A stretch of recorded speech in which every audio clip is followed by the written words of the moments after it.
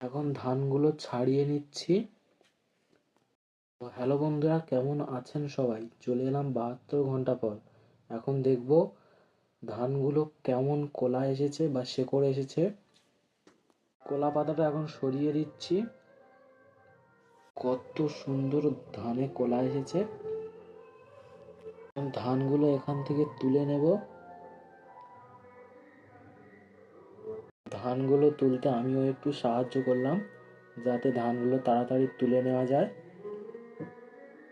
পরে আবার ধানগুলো ছাড়িয়ে নিতে হবে। এখন ধানগুলো এখান থেকে ছাড়িয়ে নেব। শেকড়গুলো খুব বড় বড় হয়ে গেছে, যার জন্য ধানগুলো জড়িয়ে আছে। এগুলো ছাড়িয়ে নিচ্ছে এখন। এখন আমরা যাচ্ছি মাঠে। আমার জেঠু এখন এখানে ধান ছড়িয়ে দিচ্ছে।